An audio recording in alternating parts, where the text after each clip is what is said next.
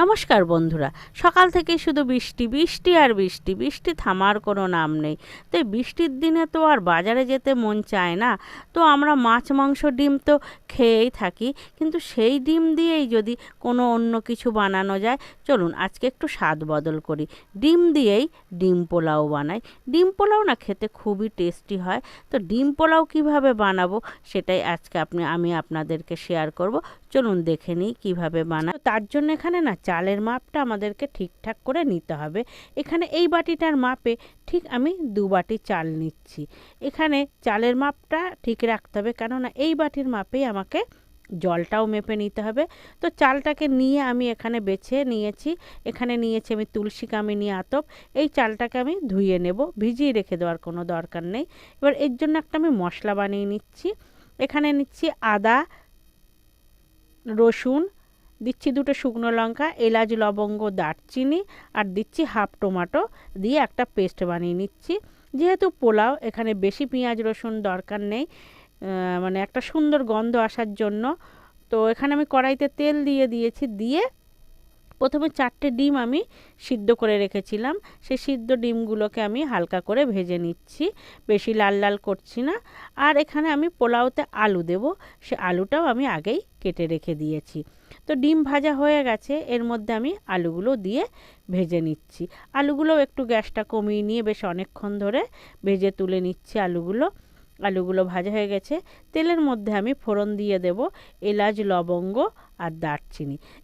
পোলাও তো না একটু তেল বেশি করে দিতে হয়, তো না হলে না ভাতগুলো গায়ে জড়িয়ে যায়, চিটচিটে হয়ে যায়। ওই জন্য একটু তেল বেশি করে দিতে হবে। তো আমার ফোড়ন হয়ে এসছে। এর মধ্যে একটা বড় সাইজের পেঁয়াজ কচিয়ে আমি এর মধ্যে দিয়ে দিয়েছি। 2টো কাঁচা লঙ্কা দিয়ে পেঁয়াজটাকে আমি হালকা সোনালি রং করে ভেজে নিচ্ছি। খুব লাল করে ভাজার দরকার নেই, এটাকে আমি হালকা করেই ভেজে নিচ্ছি পেঁয়াজও ভাজা হয়ে এসছে। এর মধ্যে হাফ টমেটো আমি যেহেতু পেস্ট বানিয়ে নিয়েছি, আর হাফ টমেটোটা আমি এর মধ্যে দিয়ে দিচ্ছি। দিয়ে একটু হালকা করে নাড়িয়ে নিয়ে না, যে পেস্টটা আমি করে রেখে দিয়েছি, সেই পেস্টটা আমি এর মধ্যে ঢেলে দিলাম। মশলার পেস্টটা ঢেলে দিয়ে একটু জল দিয়ে দিচ্ছি। তো এই মশলাটা দিয়ে দিচ্ছি লবণ, হলুদ, লঙ্কার গুঁড়ো, সব কিছুই পরিমাণ মতো দিয়ে দিচ্ছি। দিয়ে মশলাটাকে কষিয়ে নিচ্ছি। মশলাটা কষানো হয়ে গেলে দেখুন হালকা তেল ছেড়ে দিয়েছে। এই সময় ভেজে রেখে দেওয়া আলুটা এর মধ্যে দিয়ে দিচ্ছি। দিয়ে না আলুটাকেও খুব ভালো করে কষিয়ে নিচ্ছি। যেহেতু এটা আতপ চাল তো পোলাওয়ের, তো আতপ চাল বেশিক্ষণ লাগে না ফুটতে, একটু কম সময়ের মধ্যেই হয়ে যায়।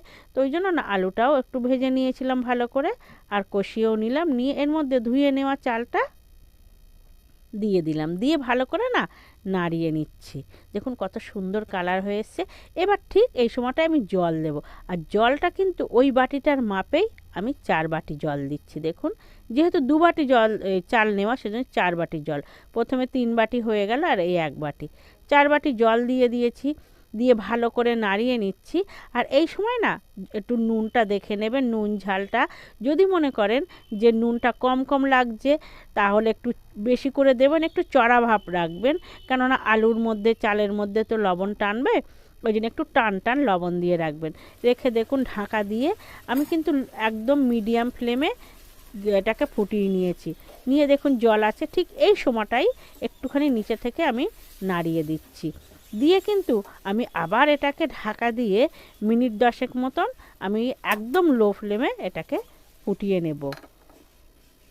তো 10 মিনিট আমি আবার ঢাকা দিয়ে ফুটিয়ে নিয়েছি। দেখুন 10 মিনিট পরে টোটাল আমার লাগলো 20 মিনিট। এই সময় আমি গ্যাস বন্ধ করে কিন্তু আবার 5 মিনিট মতন ধরে রেখে দিয়েছি। তো 5 মিনিট পরে আপনাদেরকে আমি খুলে দেখাচ্ছি। দেখুন কত সুন্দর ঝরঝরে পোলাও হয়ে গেছে। তো এরকম ঝরঝরে পোলাও খেতে গেলে বন্ধু একবার বাড়িতে অবশ্যই ট্রাই করে দেখবেন। সুন্দর হয় খেতে ডিম পোলাও। আমি মানে এই নিয়ে 2বার বানিয়ে দেখলাম, তো খেতে খুবই সুন্দর হয়। তো যদি বর্ষার দিনে ঘরে বসে এরম গরম গরম ডিম পোলাও খাওয়া যায় তো কেমন হয় বলুন। আমরা তো মিষ্টি পোলাও খেয়ে থাকি, একটু হালকা ঝাল ঝাল দিয়ে বানিয়ে খেয়ে দেখবেন, অপূর্ব স্বাদ। বাচ্চারা খুব খুশি হবে, বড়রাও খুশি হবেন। একবার হলেও বাড়িতে ট্রাই করে দেখবেন, খুব ভালো লাগে।